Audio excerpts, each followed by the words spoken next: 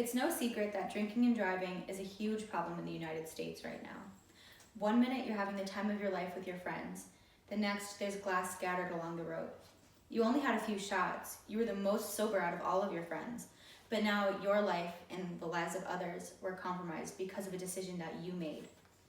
According to the National Highway Traffic Safety Administration, 37,133 people died in traffic crashes in 2017 in the United States. The scariest thing about drunk driving is that it can happen to anyone. You could either be hit by a drunk driver or you can be the drunk driver. We can't control what others do, but we can take steps to ensure that we are never the person drunk behind the wheel. The first thing that we can do is educate ourselves. Drunk driving not only comes at a legal cost, but it can also cost you and the people around you their lives. When someone is drinking, many of their essential brain functions are slowed down. This makes it extremely dangerous to drive. Drinking can slow down reaction time. An example of this is that one may not slow down enough to stop for a pedestrian. It also causes a lack of coordination. When you're driving a car, you need coordination because you have to do multiple things at once. You need to use the steering wheel, look at the road, watch your speed. It affects vision, which if you're driving can make you not stop at that red light that you see, and it can also cause you to collide with someone. It could also cloud your judgment. As drivers, we make judgment calls every time we get on the road. If we can make that yellow light, if we need to slow down at that corner, and so on. If we are drinking and driving, we may not be able to judge a situation properly. Therefore, we become a danger. These are just a few examples that go along with the effects of alcohol on the brain. There are endless possibilities about what could happen if you get behind that wheel. Alcohol can also start to affect your senses after only one drink. As many people know, having a blood alcohol content, BAC, of 0.08% or over is considered illegal when you're driving a vehicle. But what do specific BACs mean? What is the level of impairment at each one? Recovery Worldwide outlines what specific BACs mean and just how impaired one is at each level. At a BAC of 0.02%, one becomes more relaxed. There can be lack of judgment and an inability to multitask. A BAC of 0.05% causes exaggerated behavior, even more lack of judgment, lack of inhibitions, and a reduced response rate. A BAC of 0.08%, the legal limit, shows loss of short-term memory, lack of self-control, reasoning and judgment, and a reduced ability to process information. Driving while intoxicated is illegal and comes with hefty consequences depending on the circumstances surrounding the person that's been caught. Lawyers.com outlines these consequences. Most times the person who was drunk driving, their license is suspended. The time the license is suspended depends on which number of offense this is. First offense is usually around 30 days. Anything else could be up to a year. Around half the states in the US have mandatory jail time for DUIs.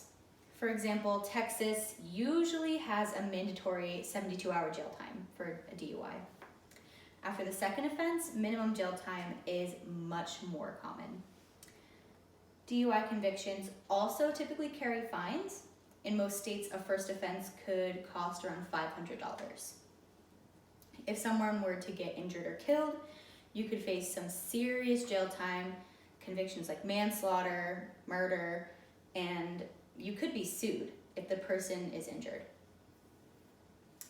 It is clear to see that drunk driving is not a smart choice and can result in some terrible consequences, some even deadly.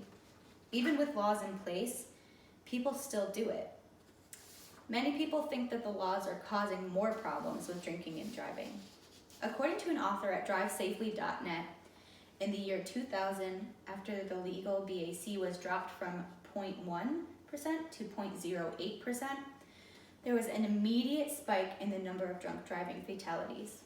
This alone could make someone question if the laws in place actually work. The person who wrote this article states that the blanket BACs just don't work. Someone with a 0.05 BAC may not get any consequences even if they were being reckless.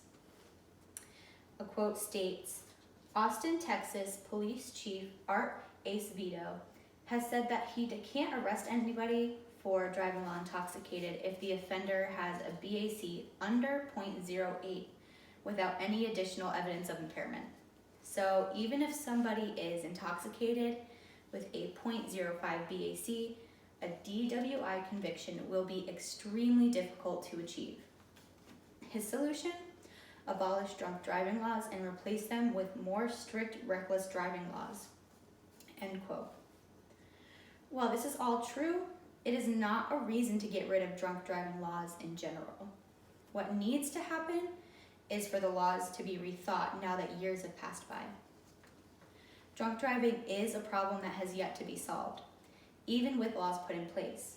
While the laws are helpful, our society is ever changing. Therefore, laws need to be rethought every once in a while, say every few years.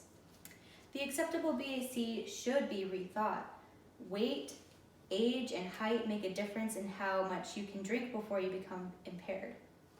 Different amounts of alcohol affect different people. This means that a blanket BAC would not work for everyone. I believe that there should be more checkpoints and more thorough sobriety checks. I also believe that there should be more consequences for first-time offenders. A fine may not scare people as much as mandatory jail time. States with mandatory jail time should make it longer than 72 hours.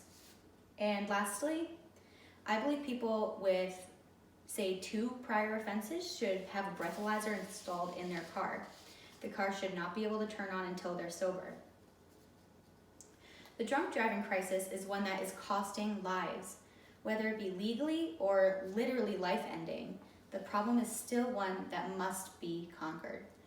In the United States, 28 people die every day in car crashes involving alcohol-impaired people behind the wheel. Action must be taken to protect innocent people and those behind the wheel. Education and rethought laws are the key to solving drunk driving problem in the United States.